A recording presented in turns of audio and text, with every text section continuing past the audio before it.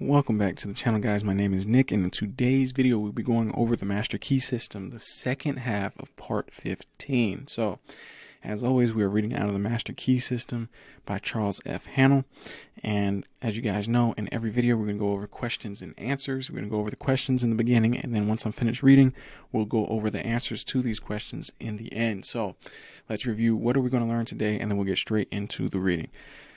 1. How are desirable conditions secured?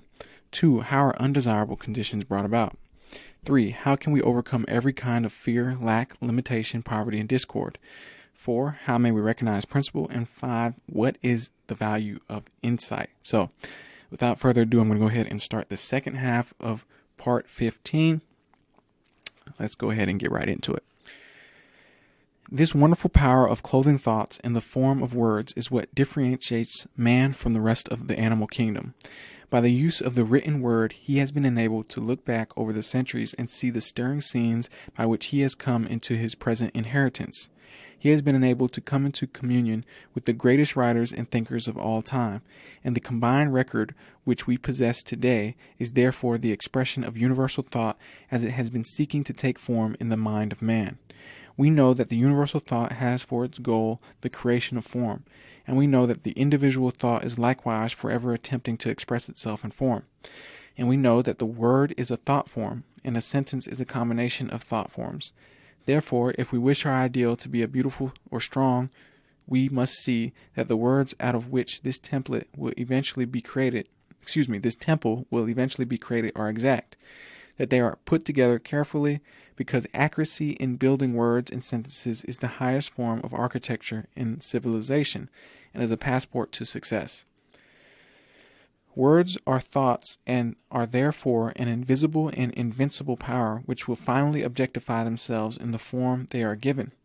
Words may become mental places that will live forever, or they may become shacks which the first breeze will carry away.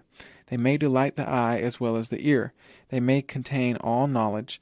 In them we find the history of the past as well as the hope of the future. They are living messengers from which every human and superhuman activity is born. The beauty of the word consists in the beauty of the thought. The power of the word consists in the power of the thought, and the power of the thought consists in its vitality. How shall we identify a vital thought?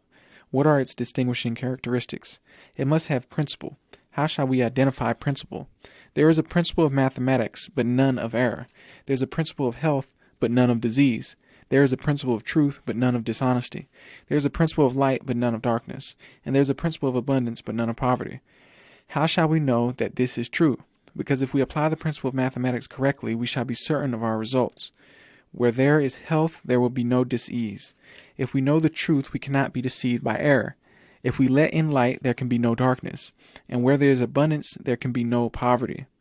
There are self-evident facts, but the all-important truth that a thought-containing principle is vital and therefore contains life and consequently takes root, and eventually but surely and certainly displaces the negative thoughts, which by their very nature can contain no vitality, is one which seems to have been overlooked. But this is a fact which will enable you to destroy every manner of discord, lack, and limitation.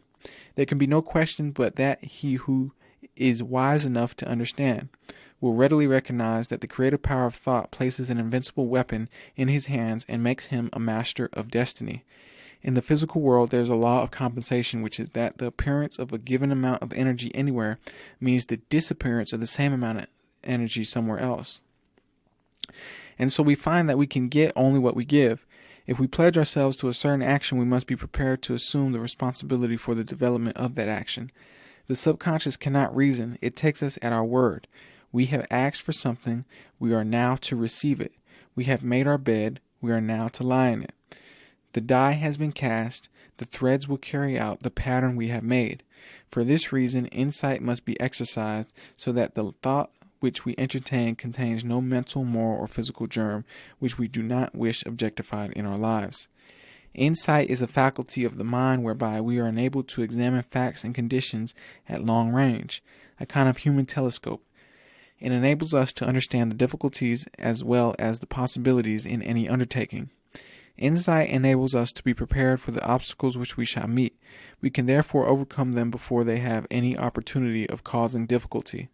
Insight enables us to plan to advantage and turn our thought and attention in the right direction, instead of into channels which can yield no possible return. Insight is therefore absolutely essential for the development of any great achievement, but with it we may enter, explore, and possess any mental field. Insight is a product of the world within and is developed in the silence by concentration. For your exercise this week, concentrate on insight. Take your accustomed position and focus the thought on the fact that to have a knowledge of the creative power of thought does not mean to possess the art of thinking.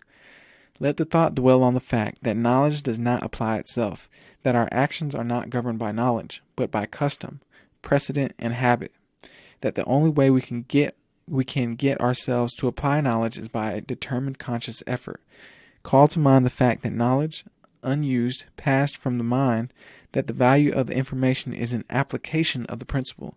Continue this line of thought until you gain sufficient insight to formulate a definite program for applying this principle to your own particular problem. Think truly, and thy thought shall the world famine feed. Speak truly, and each word of thine shall be a fruitful seed. Live truly, and thy life shall be a great and noble creed. Horatio Bonar. All right, guys, so that was the end of part 2 of this, or excuse me, the second half of part 15. So let's go ahead and get right into the answers. So, how are desirable conditions secured? Desirable conditions are secured by entertaining desirable thoughts only. How are undesirable conditions brought about? By thinking, discussing, and visualizing conditions of lack, limitation, dis-ease, inharmony, and discord of every kind. This mental photography of erroneous conceptions is taken up by the subconscious, and the law of attraction will inevitably crystallize it into objective form. That we reap what we sow is scientifically exact. How can we overcome every kind of fear, lack, limitation, poverty, and discord? By substituting principle for error. How may we recognize principle? By a conscious realization of the fact that truth invariably destroys error. We do not have to laboriously shovel the darkness out. All that is necessary is to turn on the light. The same principle applies to every form of negative thought. What is the value of insight? It enables us to understand the value of making application of the knowledge which we gain. Many seem to think that knowledge will automatically apply itself, which is by no means true. Alright guys, so that is the end of the video. I want to thank you guys for watching. Go ahead and smash that like button to help get this video out to more people. Tap the subscribe button to help us with our current goal on the channel of 1,000 subscribers. And if you have any questions, go ahead and email me directly at info@tycoontalk.xyz or leave a comment in the comment section below, and I'll be sure to get back to you as soon as possible. Go ahead and let me know any topics you'd like me to cover or go more in depth about in the comment section below as well. And all of my links to my online store, social medias, everything in between is in the description box below. And if you like this video, go ahead and check out the other videos on my channel where I talk about how to make passive income with cryptocurrency, how to fix your credit, the financial markets, and much, much more. A lot of cool information you can't necessarily Google and find easily. So head on over to the channel, scroll over to the playlist section, and everything will be nice and neat, organized right there for you guys. And as always, I want to thank you once again, family, and may infinite abundance flow to you now and forever, my friends. I'll see you again tomorrow. Peace.